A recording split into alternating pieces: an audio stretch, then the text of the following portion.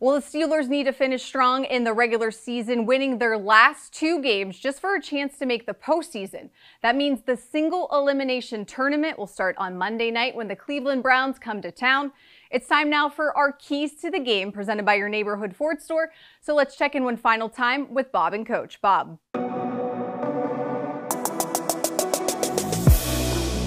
Coach, let's talk about how the NFL has desired to create parity. I think they've achieved that goal if you look at the records with these teams and how it's headbanging back and forth, but also emphasizing division play at the end of the season. Do you like that component?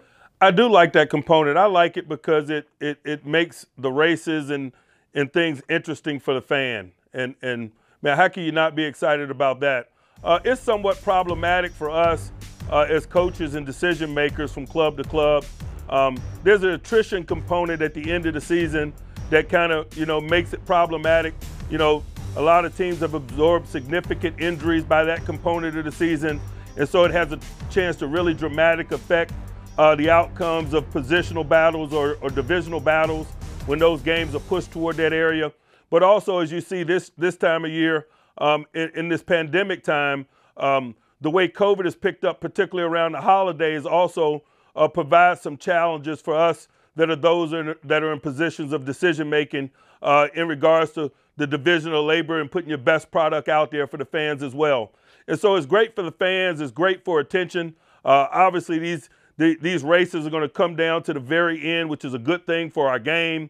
But there are some challenges in terms of the quality of play or the potential quality of play when you look at the accumulation of injury and the COVID challenges this time of year.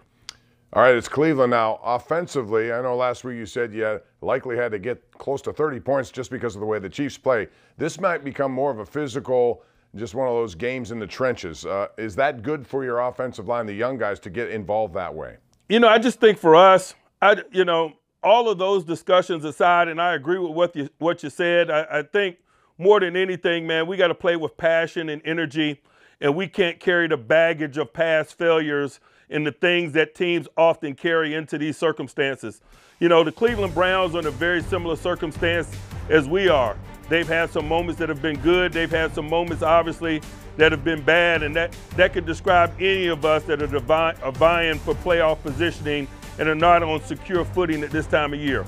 Our ability to play fast and free and with emotion and not carry those bags from that experience I described is going to define us, but it's also going to define the Cleveland Browns and the Baltimore Ravens and any other team, Miami Dolphins, anyone else that's vying for those playoff positions. I just think that that's a component of it, and that's not something that we're going to bury our heads in the sand regarding. We're going to talk openly about it. We got to step into the stadium with a can-do attitude. We got to play fast and free. We can't live in our fears. We got to make our hopes and dreams happen.